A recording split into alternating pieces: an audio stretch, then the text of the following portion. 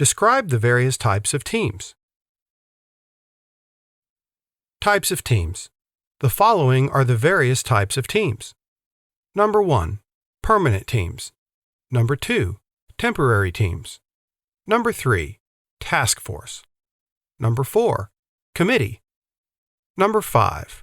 Organization, workforce teams. Number 6. Self-managed teams. Number 7. Cross-functional teams. Number 8. Virtual teams. Number 9. Problem solving. Permanent teams.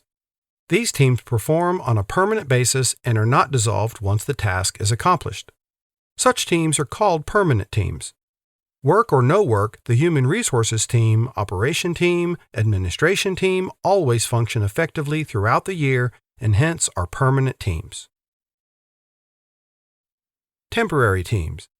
Unlike permanent teams, temporary teams lose their importance once the task is accomplished. Such teams are usually formed for a shorter duration, either to assist the permanent team or work when the members of the permanent team are busy in some other project. When organizations have an excess of work, they generally form temporary teams which work in association with the members of the permanent team for the accomplishment of the task within the stipulated time. Task force. Such teams are formed for a special purpose of working on any specific project or finding a solution to a very critical problem. The government generally appoints special teams to investigate critical issues like bomb blasts, terrorist attacks, and so on. The task force explores all the possible reasons which led to a severe problem and tries to resolve it within a given deadline. Committee. Committees are generally formed to work on a particular assignment either permanently or on a temporary basis. Individuals with common interest, possibly from the same background and attitude, come together to form a committee and work on any matter. To organize any cultural event, organizations generally make committees to raise funds, invite celebrities, and fulfill all the major tasks in organizing the event successfully. The committee members work together, design strategies to successfully accomplish the task. Organization workforce. Such groups are formed in organizations where team members work together under the expert guidance of a leader. A leader or a supervisor is generally appointed among the members itself, and he, along with his team, work hard to achieve a common goal. The leader must stand by his team and extract the best out of each team member. He must not underestimate any of his team members and manage his team to avoid conflicts. Self-managed teams.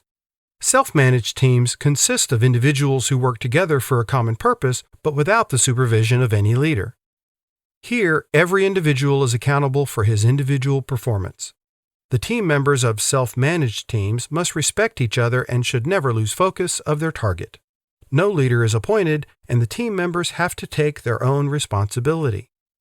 Individuals take the initiative on their own and are their own guides and mentors. Cross-functional teams. Cross-functional teams are formed when employees from the same hierarchical level but different work areas come together to accomplish a task. Ideally, the employees should be more or less the same level to avoid ego hassles. Individuals from different areas come and work together for a common objective to form a cross-functional team. In such teams, people from different areas, interests, and likings join hands to come up with a unique idea to successfully complete a task. Virtual teams. Virtual teams consist of individuals who are separated by distances and connected through a computer. Here, individuals communicate with each other online through Internet. Sam at Los Angeles can form a team with Mandy at Mexico and Sarah at Denver, all working for a common objective, but the communication is totally digital through Internet. Such teams are helpful when employees need to connect with each other and are located in different places. Problem solving. Problem-solving teams are formed when groups of 5 to 12 employees from the same department meet each week to discuss how to improve quality. Let us now look at an example to understand a cross-functional team. Hazel and Frank both were part of the branding team. They got an assignment from their superiors to be completed within 2 days. Unfortunately, Hazel met with an accident and was advised complete bed rest for a week. To avoid delays, George from the operations team was shifted to the marketing team to assist Frank for the time being and form a team. This is an example where a cross-functional team was formed by Frank and George from 2 different departments, working together as a team for a common purpose. Mid-course question. Which of the following types of teams consist of individuals who are separated by distances and connected through a computer? Task force, virtual teams, committee, or problem solving?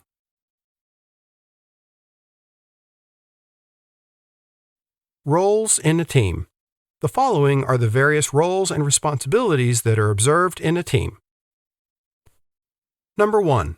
Linker, coordinates and integrates.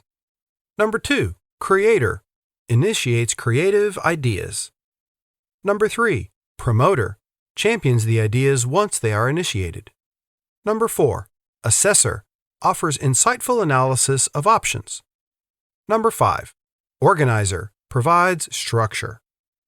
Number 6. Producer, provides direction and follow-through. Number 7. Controller, examines details and enforces rules. Number 8. Maintainer, fights external battles.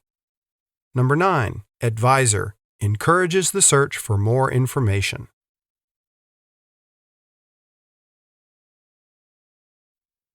Mid-course question. Which of the following people champions the ideas once they are initiated? Creator, maintainer, assessor, or promoter?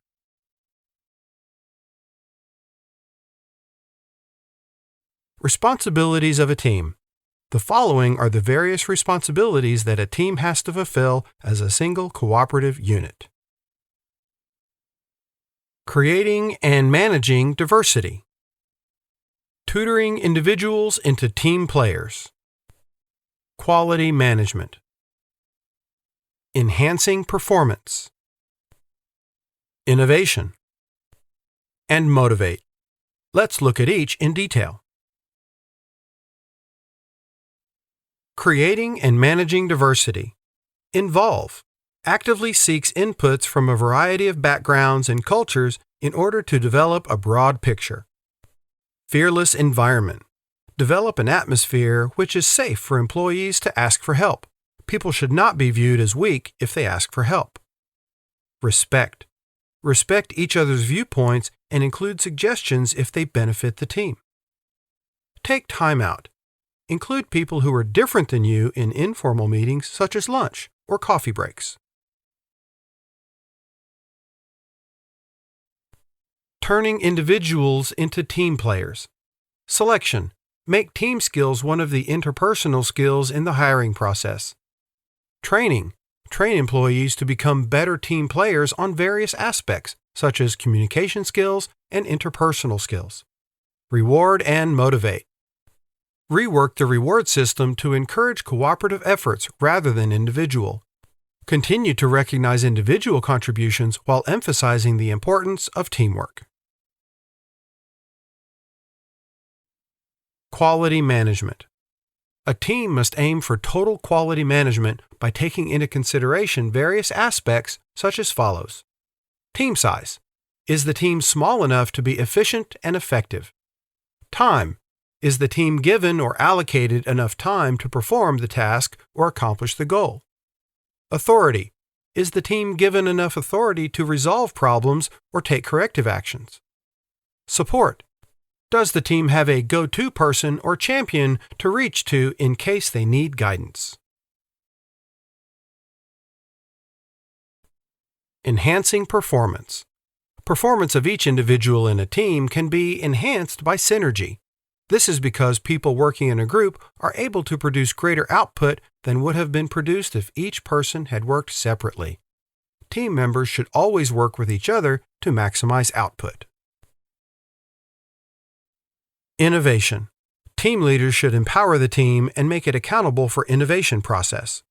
Team members should uncover each other's flaws and balance each other's strengths and weaknesses. Motivate. Another important responsibility of a team is to motivate its team members. Team leaders should provide needed social interaction and help employees cope with work-related stressors. They should reward and recognize high-value teams.